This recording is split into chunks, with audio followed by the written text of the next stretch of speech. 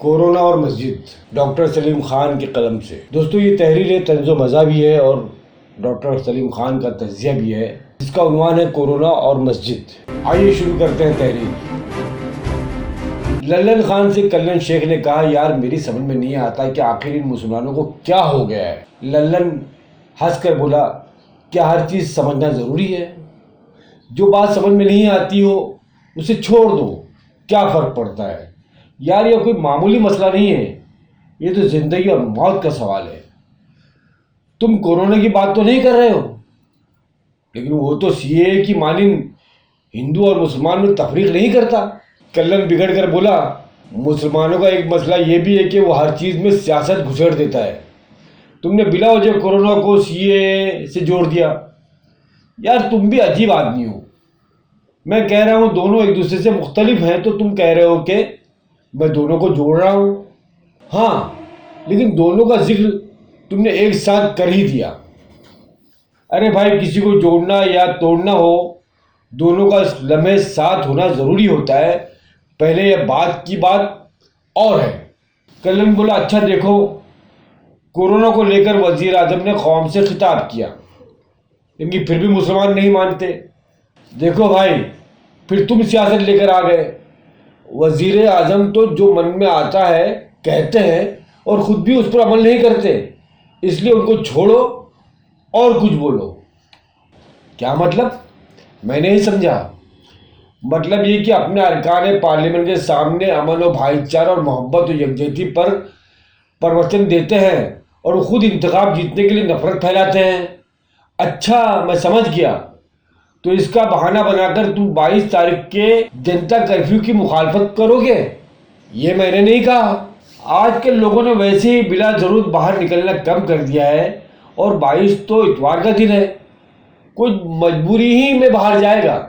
اچھا تو اس کا مطلب ہے کہ تم اس دن مسجد میں نماز پڑھنے بھی نہیں جاؤ گے؟ یہ میں نے کب کہا؟ ویسے اصلی کرفیو کے دوران بھی لوگ مسجد میں نماز پڑھنے جاتے ہی ہیں۔ یہ تو فیک کرفیو ہے۔ کورونا تو فیک نہیں ہے، وہ تو اصلی ہے۔ جی ہاں، لیکن وہ ہماری طرح چھٹی کے دن دینی و سماجی کام نہیں کرتا، بلکہ ہر دن اور ہر وقت مصروف عمل رہتا ہے، اس لیے اتوار نہ صحیح پیر کو پکڑ لے گا۔ کلن نے کہا، لیکن سچ سچ بتاؤ کہ کیا تمہیں نہیں لگتا کہ اس وبا کے پیش نظر مساجد بند کر دینی چاہیے؟ یار میں تمہیں سمجھا نہیں سکتا۔ کاش کہ مسجد کے امام صاحب یہ کام کرتے تو تمہارا دماغ درست ہوتا۔ مسجد کے امام ٹیلی ویژن پر بھاشن بازی تو کرتے نہیں ہیں، وہ ممبر سے کیا سمجھاتے ہیں یہ جاننے کے لیے مسجد میں آنا پڑتا ہے۔ کیا مطلب؟ جمعہ تو کل ہے، وہ اپنا لمبا چوڑا خطبہ کل دیں گے اور وہی روایتی باتیں دہرائیں گے جن کا عملی زندگی سے کوئی تعلق نہ ہو۔ للن نے سوال کیا، اچھا بھائی اپنے دل پر ہاتھ رکھ کر بولو کہ تم نے جمعہ کا خطبہ کب سنا تھا؟ کتنے سال ہو گئے؟ کلن پھنس گیا۔ وہ بولا، بچپن میں سنا کرتا تھا، جب سے ہوش سنبھالا ہے اقامت کے وقت مسجد میں جاتا ہوں، سلام پھیرتے ہی باہر آ جاتا ہوں۔ اچھا تو تمہیں کیا معلوم کہ وہ کیا بولتے ہیں اور کیا نہیں بولتے ہیں؟ بدگمانی ٹھیک نہیں، کسی پر کوئی تبصرہ کرنے سے قبل حقیقت حال کا پتہ لگا لینا چاہیے۔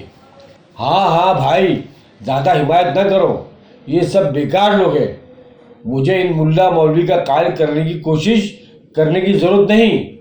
اچھا لیکن اگر ان میں سے کوئی تمہارے بارے میں یہی بات کہے تو تمہیں کیسا لگے گا؟ میرے بارے میں کس کی مجال ہے کہ ایسی بات کہے؟ میں اس کا خون پی جاؤں گا، اور وہ تمہارا خون پی جائے تو تمہیں کیسا لگے گا؟ دیکھو بات کو ادھر ادھر نہ گھماؤ، میں کورونا کی بات کر رہا تھا، تم میری بات کرنے لگے۔ للن ہنس کر بولا، میرے لیے تو کورونا سے زیادہ خطرناک تم ہو، اس لیے کہ اس نے اگر بخش بھی دیا تو تم نہیں چھوڑو گے۔ کلن بولا، اچھا یہ بتاؤ کہ تمہارے امام صاحب نے اس بابت کوئی رہنمائی کی؟ میرے کیوں؟ وہ تو تمہارے بھی ہے۔ اب یہ اور بات ہے کہ تم ان کو اپنا نہیں سمجھتے۔ میرے سوال کا جواب نہیں ہے، اس لیے بات کو گھما رہے ہو۔ کیوں؟ نہیں ایسی بات نہیں۔ انہوں نے رات عشاء کی نماز کے بعد تفصیل کے ساتھ اسلام میں حفظان صحت کی اہمیت بتا کر احتیاط پر زور دیا۔ وہ تو ٹھیک ہے، لیکن کوئی عملی ہدایت بھی دی؟ کیوں نہیں؟ انہوں نے کہا لوگ فرض کی ادائیگی کے لیے گھر سے وضو بنا کر عین وقت پر آئیں، اذکار و نوافل اہتمام گھر پر جا کر کریں، یہ سنت ہے۔ کیا واقعی انہوں نے یہ کہا؟ یار تم مجھے بیوقوف بنا رہے ہو؟ یار تم تو پہلے ہی بیوقوف ہو، اس لیے میں کیوں اپنی توانائی فضول کام پر صرف کروں؟ دیکھو میں سنجیدہ ہوں اور تم مذاق کیے جا رہے ہو، یہ اچھی بات نہیں۔ میں مذاق نہیں کر رہا تھا، پھر بھی معذرت چاہتا ہوں۔ اچھا خیر بتاؤ کہ امام صاحب نے اور کیا کہا؟ انہوں نے یہ بھی بتایا کہ جمعہ کا خطبہ مختصر ہوگا اور لوگ نماز کے فوراً بعد مسجد سے نکل جائیں۔ یار لیکن کل میں نے مسجد انصار میں عشاء کی نماز پڑھی، وہاں تو امام صاحب نے یہ سب نہیں کہا۔ ہو سکتا ہے کہ وہاں پر مغرب کے بعد کہہ چکے ہوں، بازار کی مسجد ہے اس لیے مغرب میں زیادہ بھیڑ ہوتی ہے، کالونی کی مسجد عشاء میں بھری رہتی ہے۔ ہاں سمجھ گیا، تم یہ کہنا چاہتے ہو کہ امام صاحبان اتنے عقل مند ہیں کہ انہیں پتہ ہے اعلان کس نماز کے بعد ہونا چاہیے۔ ارے بھائی اس میں عقل کی کیا ضرورت، نمازیوں کی تعداد دیکھنے کے لیے آنکھیں کافی ہے، اور اتنی عقل تو تم میں بھی ہے۔ دیکھو بار بار میرا تمسخر نہ اڑایا کرو، میں تمہارے ان سارے اماموں سے زیادہ پڑھا لکھا اور عقل مند ہوں۔ پڑھا لکھا ہونا اور عقل مند ہونا دو الگ الگ چیزیں ہیں۔ اکثر کم پڑھے لکھے لوگ زیادہ عقل مند ہوتے ہیں، اور تم نے جتنا وقت اسکول اور کالج میں لگایا ہے اس سے زیادہ سال ان لوگوں نے مدرسہ و دارالعلوم میں صرف کیے ہیں، اس لیے تم انہیں کم پڑھا لکھا یا جاہل بھی نہیں کہہ سکتے۔ ہاں مان گئے بھیا، کلر بیزاری سے بولا، وہی پڑھے لکھے اور قابل ترین لوگ ہیں، ہم تو نرے جاہل ہیں جاہل۔ للن نے ہنس کر کہا اعتراف کا شکریہ، لیکن یہ بتاؤ کہ تم جمعہ والا ضابطہ توڑ کر عشاء کے وقت مسجد میں کیسے پہنچ گئے؟ یار وہی تو گڑبڑ ہو گئی، وزیر اعظم کی ٹیلی ویژن پر تقریر ختم ہوئی اور فوراً اذان ہو گئی۔ موت کے ڈر سے میں مسجد میں چلا گیا۔ چلا اچھا ہوا، ایک تو کورونا اور دوسرے وزیر اعظم نے مل کر تم جیسے مصروف تاجر کو مسجد میں پہنچا دیا۔ لیکن گڑبڑ کیا ہوئی؟ میں نے دیکھا کہ معمول سے زیادہ مسلمان مسجد میں نماز پڑھ رہے ہیں، جبکہ وزیر اعظم بھیڑ بھاڑ کرنے سے منع کر رہے ہیں۔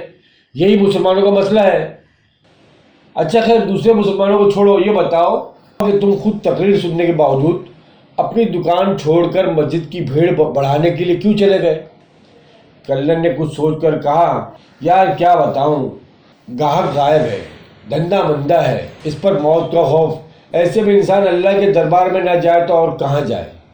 للن بہت زور سے ہنسا اور بولا یار جو تمہارا مسئلہ ہے وہی سب کا ہے، اس لیے ان دنوں میں مساجد کے اندر مصلیان کی تعداد تو ضرور ہی بڑھے گی، لیکن امام صاحب کی ہدایت کے مطابق اگر حفظان صحت کا خیال رکھا گیا تو انشاءاللہ کورونا نہیں پھیلے گا۔ کلن بولا انشاءاللہ۔ اس کوشش کو شیئر کیجیے، آمنا سامنا میڈیا چینل کو سبسکرائب کیجیے۔ شکریہ، اللہ حافظ۔